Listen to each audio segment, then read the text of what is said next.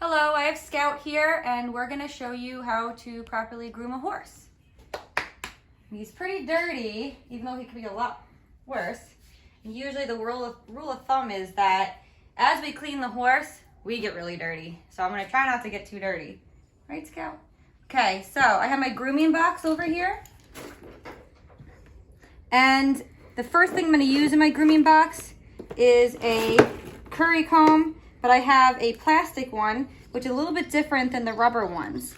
The rubber ones, they kind of really massage the horse, whereas the plastic one, it really works its way into the hair a little bit better.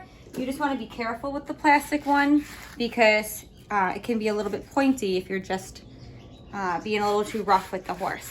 I'm going to grab a rubber one as well so that you can see it.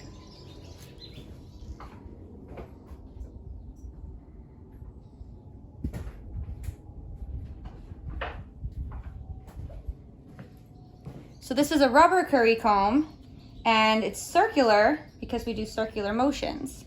So I'm going to show you how these work. And I have a shedding blade as well. These are brushes that I like to use first. So the curry comb, the rubber one, you do circles, and it can feel like a massage. So horses, they might like this or they might not. Some horses are sensitive to this, and they don't like the way it feels when the hair moves around. But what the curry comb is doing is helping the old hairs surface and come off, and helping the dirt come up as well.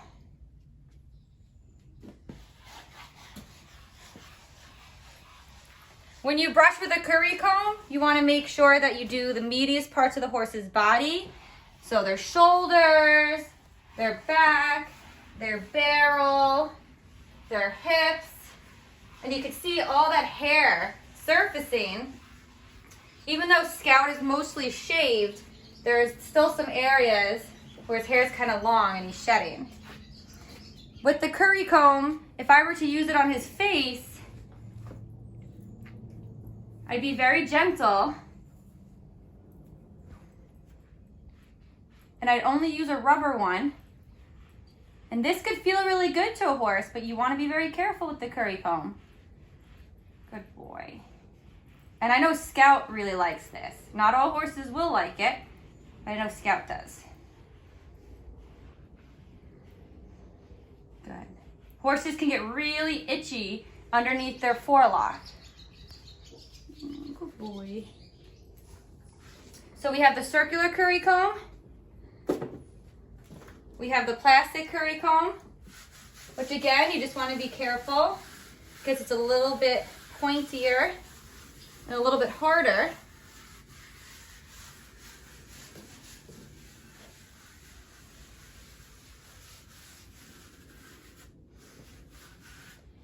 And next we have a shedding blade, which the shedding blade, you could either fold it or have it open. And you want to use this on areas where the hair is long, staying away from the spine or any bony spots.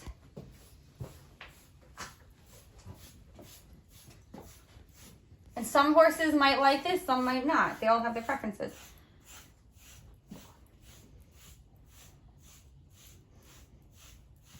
You can see all that hair and dirt coming right off.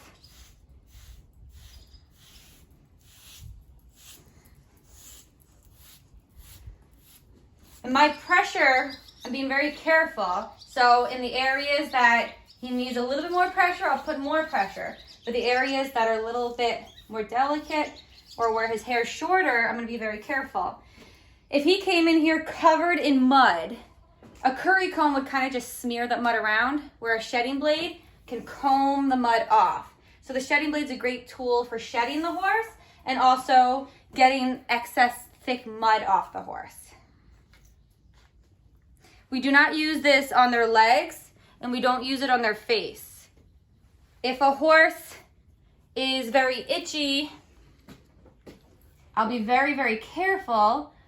You might see people using this right there on their face, but I'd rather use my hands because it's less likely to hurt them with these teeth. You never put it through the horse's mane or through their tail or on their legs, because you could rip out their mane and tail and you can scratch their legs. The skin on their legs is thinner than that in the rest of their body. They don't have fat and muscle there on their lower leg, so you don't want to scratch them and risk an infection or hurting them. Okay, so next we will use a hard brush. There's all different kinds, but for the most part, they're more plastic.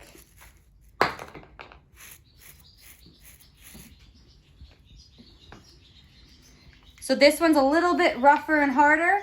This one's a little bit softer, but they're both still plastic. They can be longer bristles, they can be shorter bristles. And when you brush with the hard brush or the dandy brush, short flicks in the direction of their hair, so from front to back. And these short flicks will help get all of that excess dirt and hair off.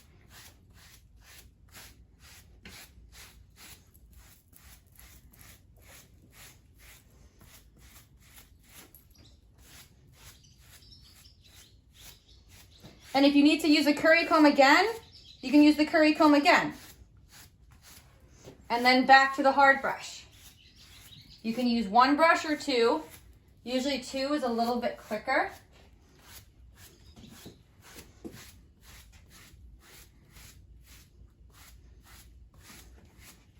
With the hard brush, I can go through the horse's mane gently, and it actually helps soften the mane. But you want to be careful not to rip out any hairs.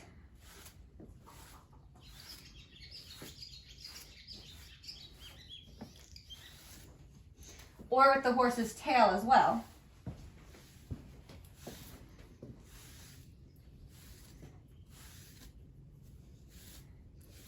So I'm being very gentle. I'm just softening it a little bit, but I'm not putting a lot of pressure and I'm not pulling.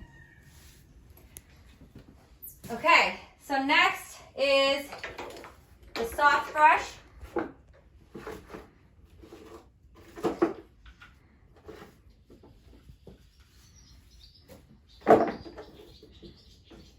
Which is important to feel the brushes so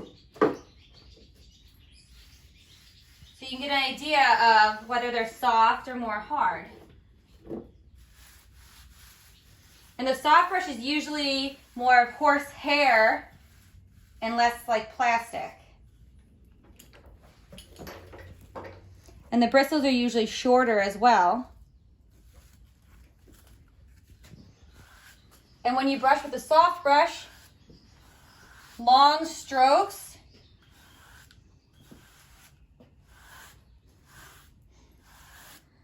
To really smooth out the hair.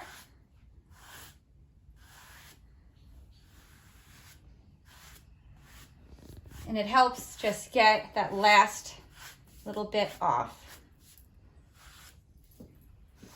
It feels good to the horse too. Now the hard brush we wouldn't use on their legs. We want to be very careful with their legs, but the soft brush you can use on their legs.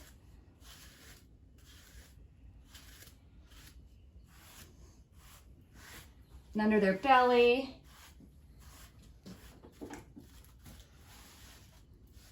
Between their legs. Good boy. Their mane.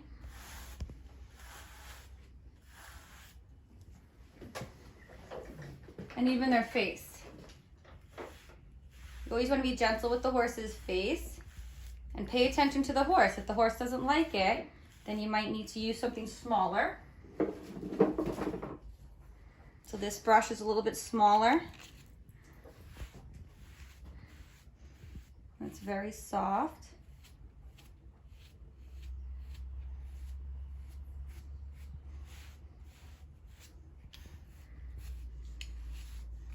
And I know Scout loves to have his face brushed Loves it when his face is pet, but not every horse is going to be this compliant or this relaxed from it.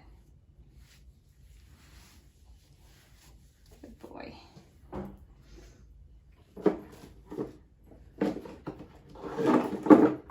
Okay, so next we're going to brush his mane.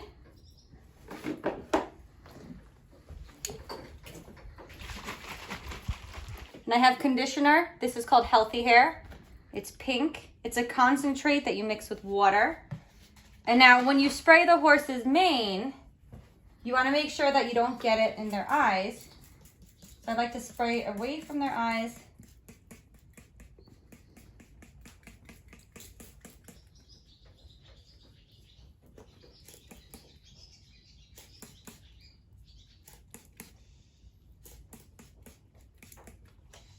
And this stuff is actually very healthy for our skin and nails as well. I find that when I get this on my nails, then it actually helps my nails grow very quickly. Next, when we brush the mane or the tail, we want to make sure that there aren't any knots and we're not pulling the hair out through the knots. So you'd start at the bottom and work your way up. Scout's mane usually doesn't have any knots because I brush him almost every day and keep his mane very well conditioned. There's all different kinds of conditioners you can use. There's spray, there's gels and lotions. So if I feel that there's a knot somewhere, then I'm going to take the pressure off of the roots and gently comb so I don't rip the hairs out. And Scout likes this as well.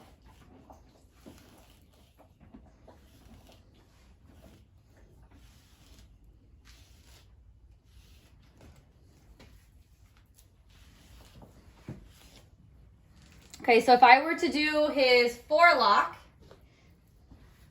he might not like it if I put the bottle up by his eyes. You see how he lifts his head? He's saying, oh, I don't like that.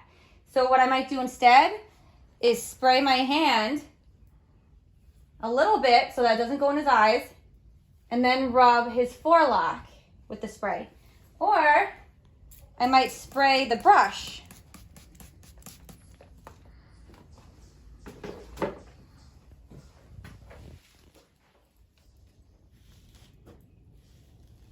And then again, if there's knots,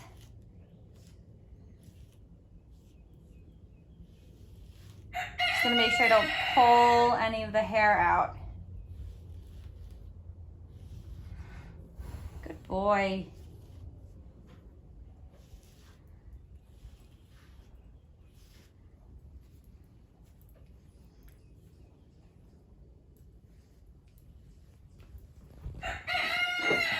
Okay, so next with the tail, you want to make sure you're not standing directly behind the horse. So you can pick up the tail and spray it with the conditioner.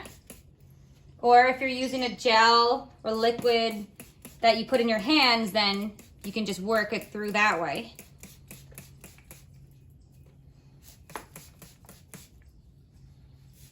Scout has a very thick tail, so I like to make sure I try to get as much of it as I can with the conditioner.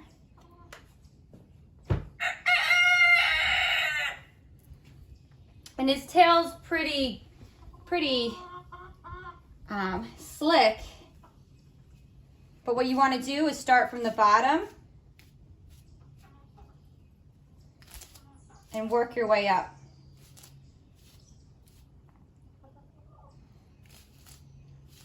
So you can do it this way and work your way up to the top, making sure you don't hit any knots. Or you can do section by section, which I like to do section by section because you're less likely to rip out the hair or come across a big knot. So I just take little by little.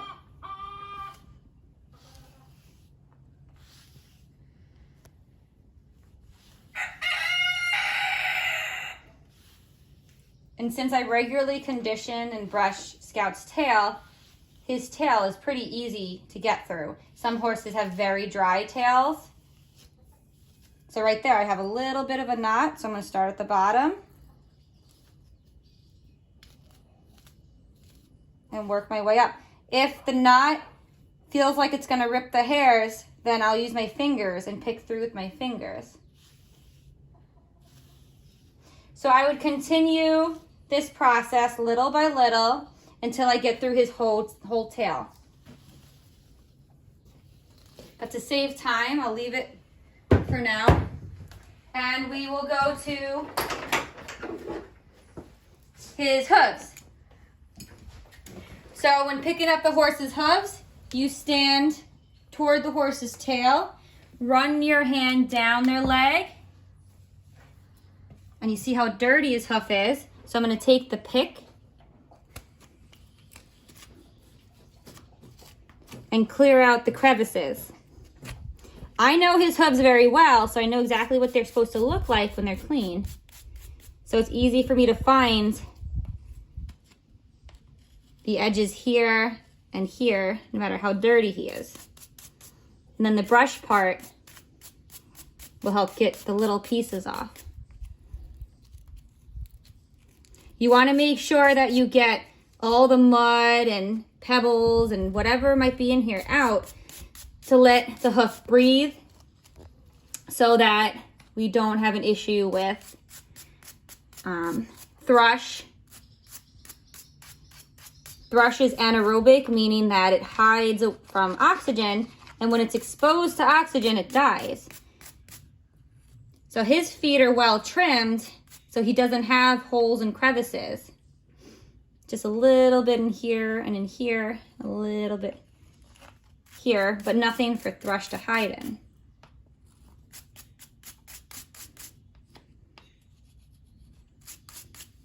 So for his front feet,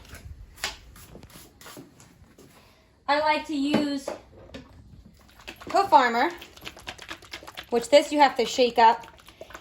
He doesn't have shoes, so I like to put this on a couple times a month, maybe every other week, especially after his shoes are done.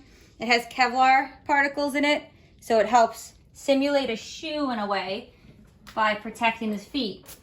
So I make sure his feet are very clean. And then I'm going to paint the bottoms of his feet. This isn't a conditioner. This is something to protect his feet. So this isn't a hoof oil, even though it looks like it. This is something that's going to harden on the bottom of his feet and help prevent cracks and chips and just keep him nice and safe in between trims. So I do the bottom, and then I clean off the top of his hooves.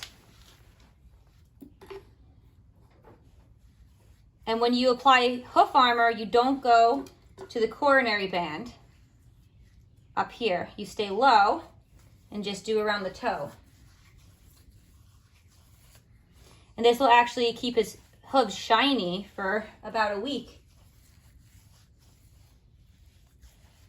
This also locks in moisture, so I don't have to use any hoof oil or lotion on his hoof. I can just use this. Okay, so there could be a lot more involved in grooming a horse, depending how dirty they are or what kind of things that you have for them. So braiding the mane and the tail and really getting fancy with it, or giving a horse a little massage, checking a horse over if they have any scrapes or bumps or ticks or whatever, then this is a good opportunity to really give a horse a good spa treatment, a once over, and make sure everything is good. What do you think, Scout? I think he enjoyed that. Thank you.